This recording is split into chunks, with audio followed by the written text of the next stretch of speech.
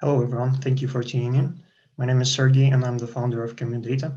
In my presentation today, I would like to take a step back from the advanced machine learning algorithms and things like petabyte scale clusters and focus more on fundamentals of how we manage our data and how data is being exchanged and processed. And most importantly, not focused just on one company or organization, but take more of a holistic view and see how data is managed worldwide, how we collaborate and improve data. So I'd like to introduce this topic with an example. A lot of you have probably heard about the drug called hydroxychloroquine. It's been all over the news for all the wrong reasons, but you probably missed this bit of news. So way back in May, there was a study published in an influential journal called The Lancet. And this was purely data science study. It included data of more than 96,000 COVID patients worldwide. For data source, it was using a proprietary database called Surgisphere. So the finding of this study was interesting. It claimed that the use of this drug was actually increasing the risk of in-hospital mortality for the patients that were taking it. So obviously, this kind of massive study very early into the pandemic was treated very seriously by everyone, and global trials throughout the world were completely halted as a result. So just a little bit after that, the publication was actually retracted after the journal was flooded with numerous complaints that about data inconsistencies. And the provenance of data that was used for the study could not be established. Surgisphere database basically refused to open up the data to be analyzed by other researchers, and they basically decided to shut the database down. So what we have here as a result, it was a data management issue that was ignored for years and derailed potentially life-saving efforts in a very critical time. And this example is just one of many. A lot of other studies also related to COVID were using this database, and this database existed for many years prior to that.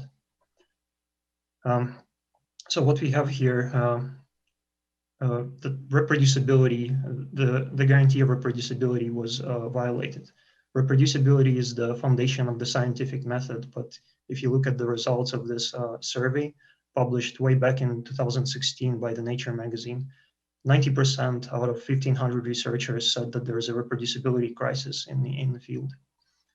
So as I will show in my presentation today, I think the problem originates in how we manage data. And I will show that with current practices, reproducibility is nearly impossible to achieve in practice. So let's take a quick look of how the reproducibility and verifiability look in modern data. To give this a bit more structure, I'm going to differentiate two kinds of data. So on one hand, we'll talk about source data. This data originates or generated by some system or originates as a result of observations. So simplest kind you can think of is weather data, right? As a rule of thumb, this data cannot be reproduced if it was lost.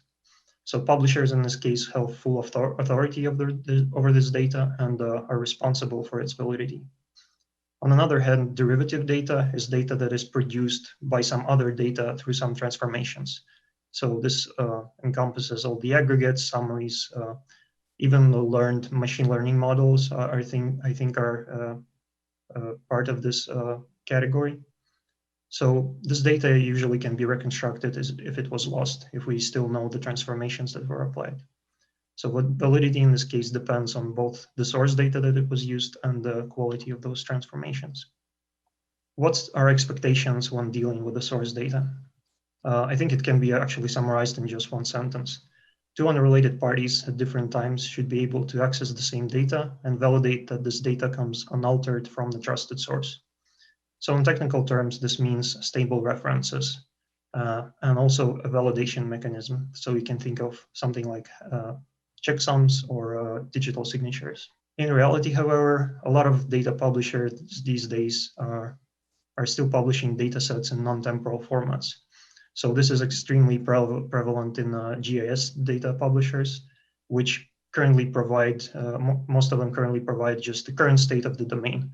So when you go download the data, all you see is the snapshot of what they think the domain looks like at this current time. When the data is updated, it usually updated destructively and in place.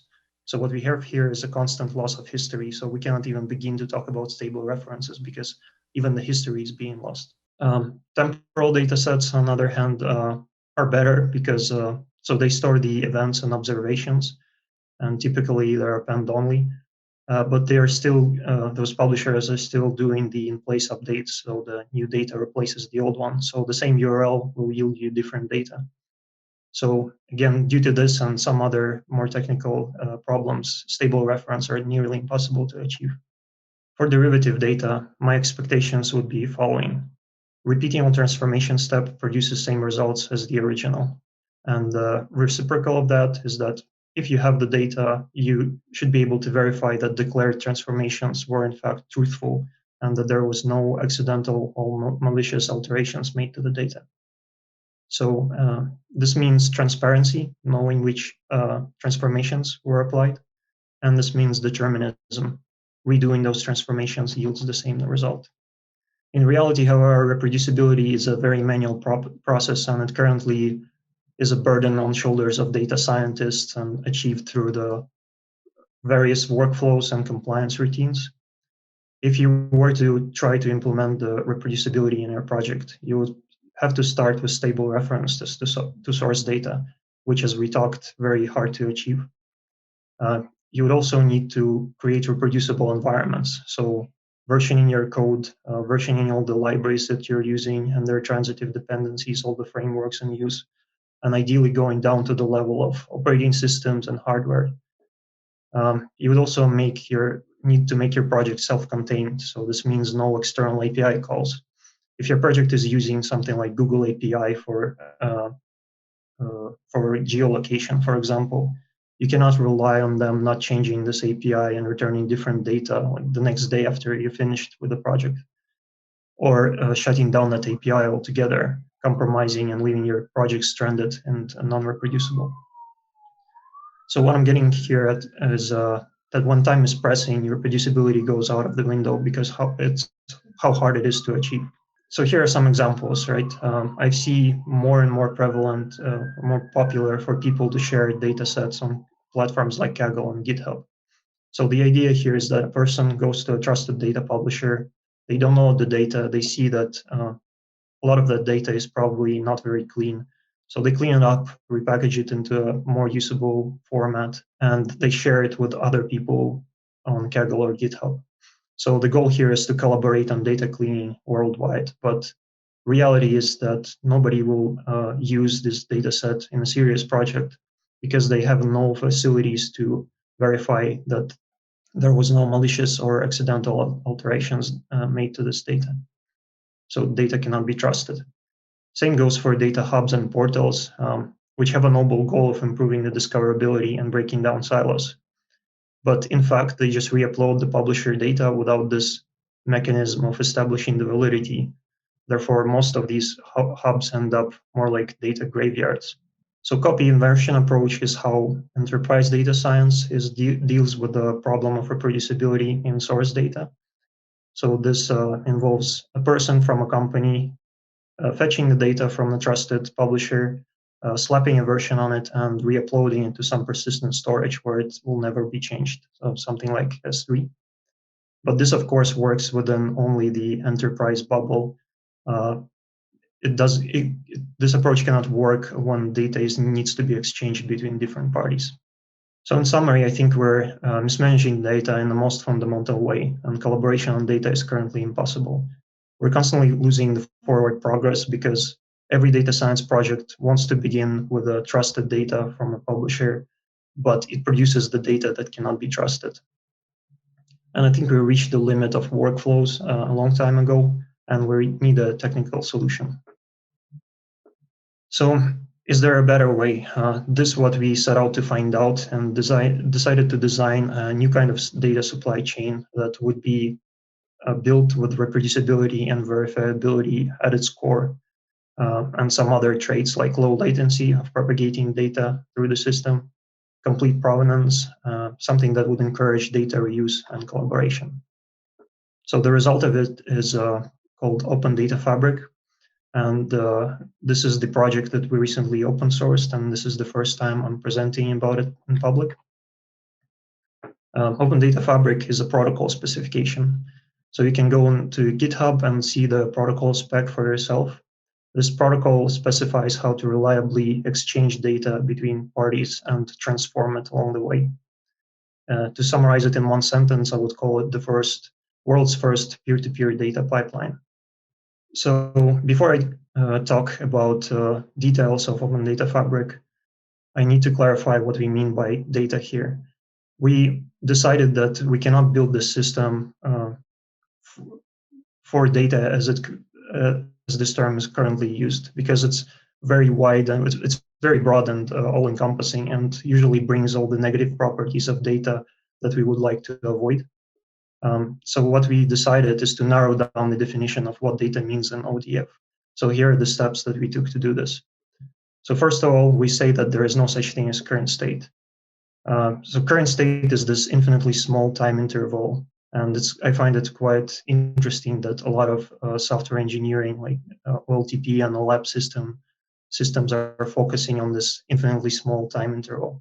Instead, we decide to focus on history. So we store history. Therefore, data needs to be temporal. History doesn't change. Therefore, our data is immutable.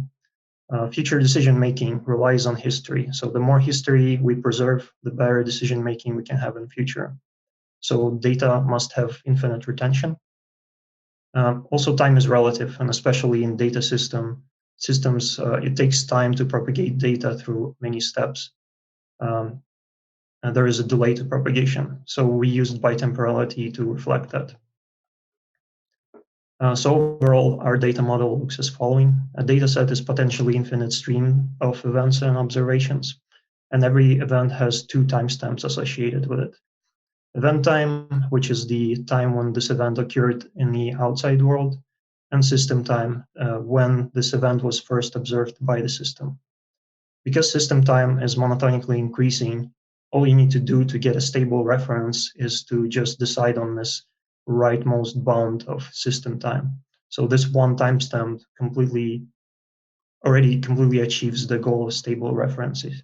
You just truncate the data using it, and you get a stable reference. Validity can be established by taking the same system time and just hashing the data preceding it. This is how data flows in Open Data Fabric. So ODF is basically a graph of datasets where every dataset can have their own maintainer, like a person who is responsible for good quality of that dataset. The data flows from left to right, from publishers to consumers.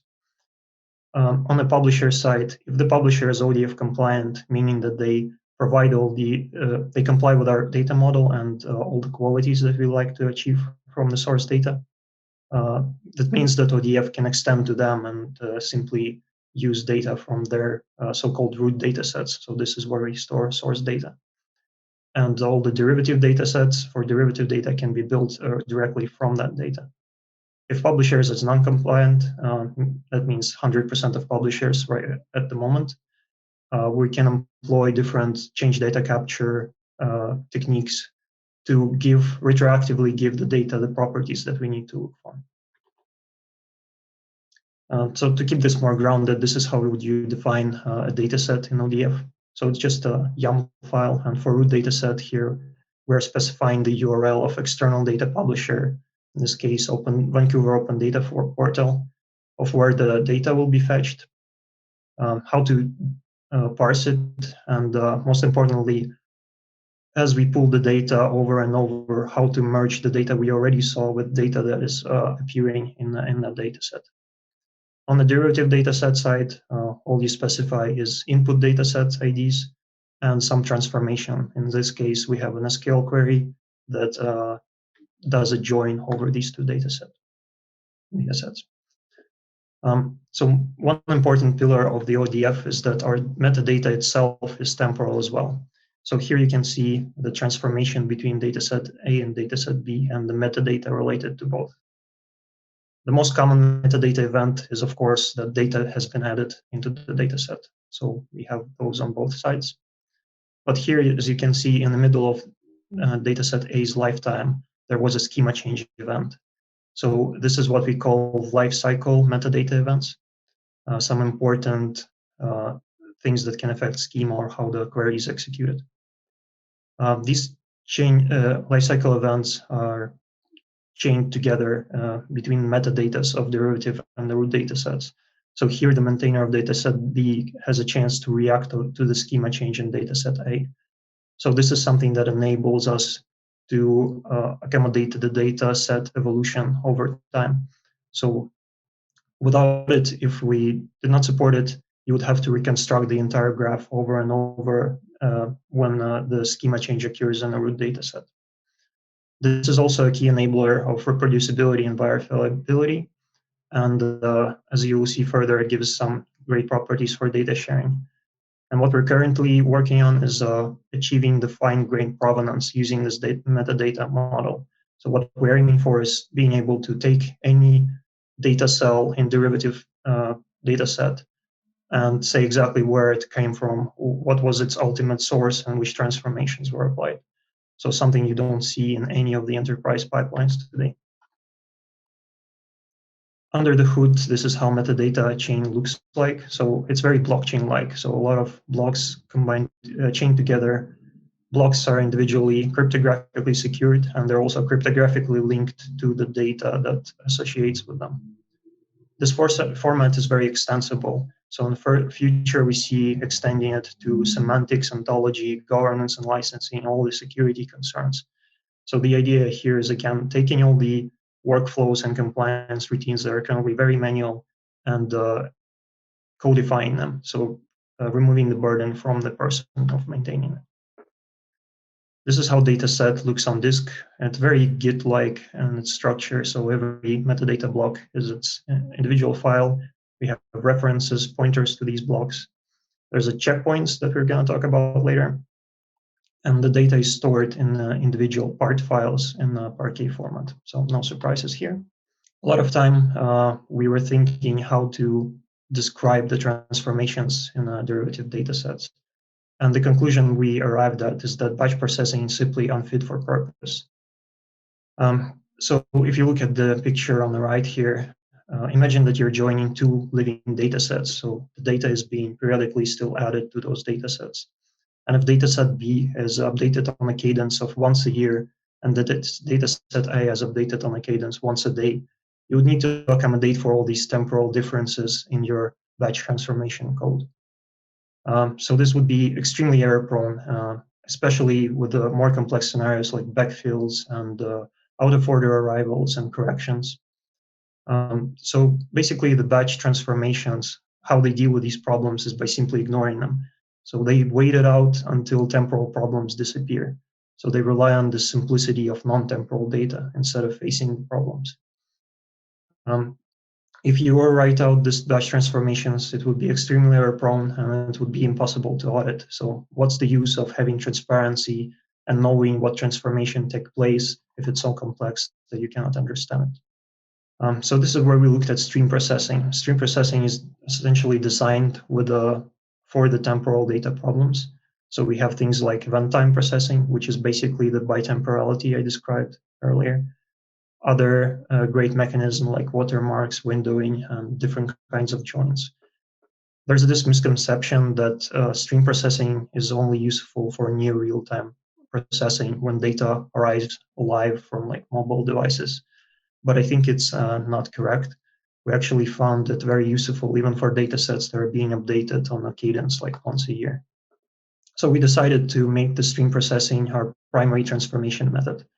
And one of the biggest benefits of it is that it makes transformations agnostic of how and how often data arrives. So the data can arrive on periods like once a year in gigabyte batches, or it can arrive every minute in smaller batches. It doesn't affect the way you would write the transformation. So this is very powerful. It's also declarative and expressive, so it's easier to audit, and it's better for determinism and reproducibility. And of course, it gives us minimal possible latency because you write your query, you run it basically forever with no human involvement. On the negative side, of course, it's unfamiliarity because it's pretty new and the limited framework support. So speaking about how these transformations are performed, what we have here is a coordinator component. Coordinator is responsible in ODF for handling everything related to metadata. So during the transform, when you initiate it, it reads the metadata, it figures out which slice of the input data set was not processed yet, was not yet seen by the output. It takes this slice and passes it down to the engine. So ODF is actually framework agnostic. So we have several implementations of the engines. Our main workhorse is the Apache Spark framework, but we also extended the support to Apache Flink. So the engine can be any data processing framework focused on the stream processing mainly, that just has some ODF adapter, a very slim adapter on top of it. So the framework does the processing. It can use the checkpoint stored alongside the output data set, read and write into it, and it produces the output slice that coordinator then stores in the output data set. The engines are what's very important. They run in a so-called sandbox environment in a Docker container. This achieves two properties. So first of all, we strictly version every container. This means that any transformation for repeatability is going to be performed by exactly the same version of the engine as it was performed originally. Secondly, the sandboxing ensures that engine cannot access any external resources. So this is how we disallow any kind of API calls for reproducibility purposes. This approach has interesting implications on data sharing. So for the data storage, for root data sets, there is no surprises here. Since this data is cannot be reconstructed if it's lost, we recommend durable and highly available storage. For derivative data sets, however, you can use any cheap and unreliable storage or no storage at all if you would like. Because all transformations are reproducible, derivative data sets are basically a form of caching. It doesn't matter how deep of a transformation graph you have, you can always reconstruct data by only having the root data and metadata associated with it. So metadata here acts as a kind of a digital passport of data. It's used to verify data's integrity once you download the data, but it can also be used for validating work of another peer. So let's say you grab metadata from someone else, you see the peer doing the transformation and sharing the data. You can rerun those transformations and compare the data hashes that you computed with what they're publishing.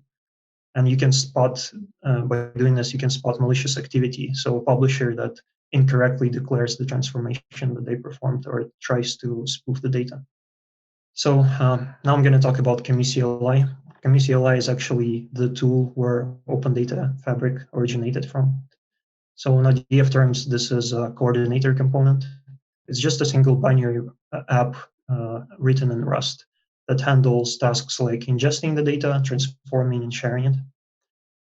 It comes with two prototype engines, as I mentioned, based on Apache Spark and Apache Flink. Has some convenience features, and currently it's alpha quality, but it's being actively developed. So it has a very Git-like interface. Here you can see me adding a dataset definition into my workspace from a YAML file, pulling the dataset. So this is where the tool would ingest the data from external publisher. I can list my datasets in the workspace and see that some records were added, and I can also use CMU-log to see the metadata blocks, just like Git-log shows you the Git blocks associated with your source code. So it also has the SQL shell, as you would expect, for exploring the data. It's also based on Apache Spark SQL, so no surprises here. We also integrate Jupyter notebooks. So with one command, you can start a Jupyter server that is also linked to Apache Spark using the Apache Livy framework. And this gives you the convenience of using the SQL first or even Apache Spark code to massage the data in the format that you would like, and then transfer it locally into your notebook and use any visualization library that you like to actually display the data. So in conclusion, here's how I would summarize the Open Data Fabric. This is a data pipeline designed around the properties that we deemed to be essential for collaboration. And it addresses the decades of stagnation in data management.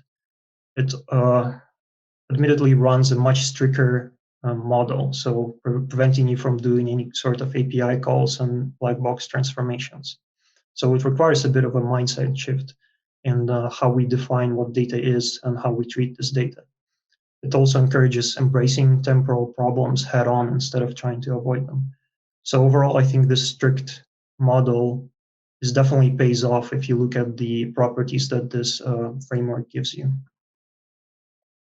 So taking a more of a broad view, I think Open Data Fabric, the way I see it, is becoming one of the pillars of digital democracy. And if you're familiar with the term, the next generation decentralized IT, popularized by protocols like that and IPFS and blockchain. So the way I see it is becoming this factual data supply for something like blockchain contracts. So this is a network where trusted data can be stored with no central authority, but yet is still resistant to any kind of malicious behavior. So this can also serve as a foundation for things like data monetization, so providing incentives to the publishers for publishing very high quality and recent data. And it can be a data provider for the next generation of web and applications. So these are the references of where you can find more information. So I definitely recommend you to check out CommuCLI. It has a lot of examples that I didn't have time to get into today. So definitely take a look. You can also read the spec. It's very brief and I think it's interesting to read. Or you can check out our blog, or just if you have any questions, shoot me an email or just post a question on any of the repositories. So Open Data Fabric originated as a response to call for action from the scientific community to address these problems of reproducibility, but I have a call for action of my own in response. So I think we need to treat data as our modern age history book. So we should stop modifying and copying it around. I think versioning data is not the right solution. The bitemporal data modeling addresses the problems here in a much better way. I think data publishers will have to take ownership of reproducibility, because reproducibility has to start from the source data. So we need to provide them with good standards and good tools, where Open Data Fabric can help with that. I think non-temporal data is really a huge local optima. So temporal data should be definitely your default choice. And in a similar way, stream processing is a batch processing is a local optima, and stream processing, I think, will very soon displace batch. So I think we should collaborate together on improving tools and not oversimplifying problems. So please check Open Data Fabric out and let us know what you think. And I will ask you to not forget to rate this session, and I'm looking forward to your questions.